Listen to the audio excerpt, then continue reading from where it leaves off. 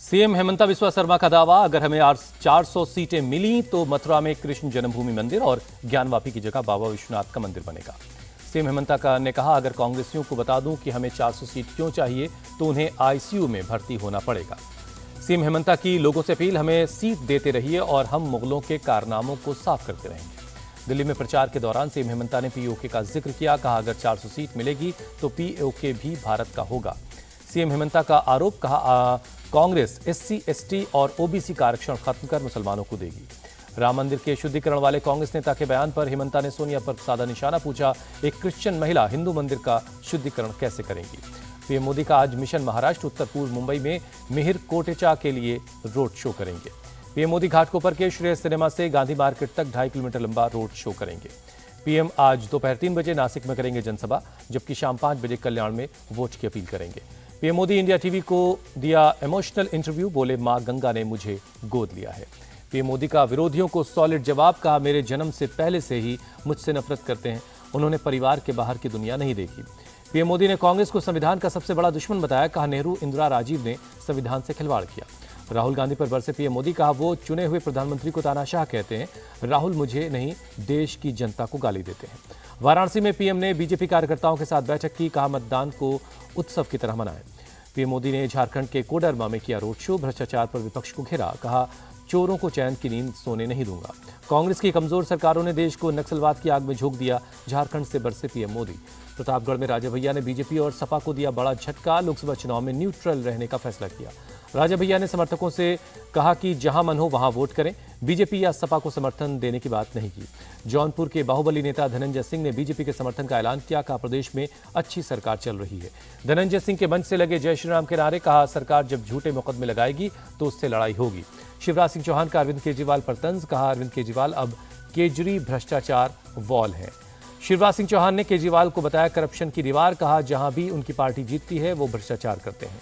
MP के CM Mohan Yadav का दावा, जिस तरह का माहौल दिख रहा है मैं उम्मीद करता हूं कि एक बार फिर मोदी सरकार आएगी।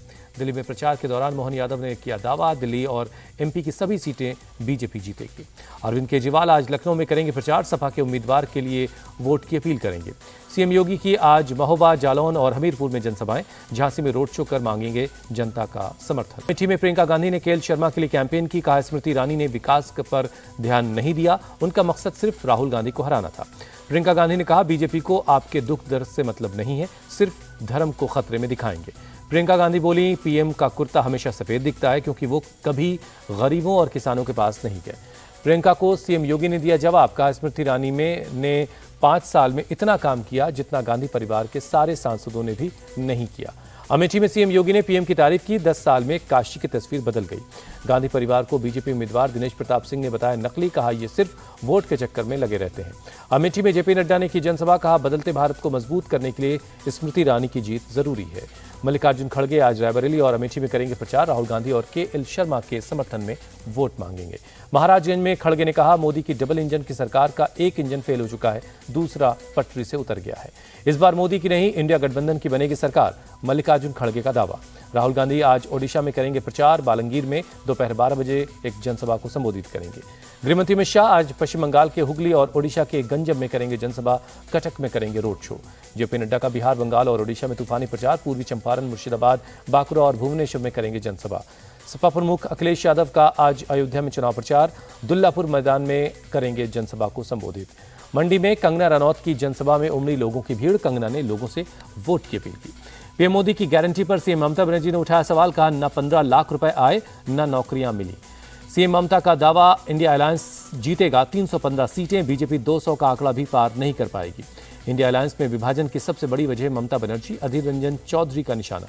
मधुबनी में तेजस्वी यादव ने कहा आस्था और धर्म की अपनी जगह है, लेकिन चुनाव में मुद्दों पर बात होनी चाहिए।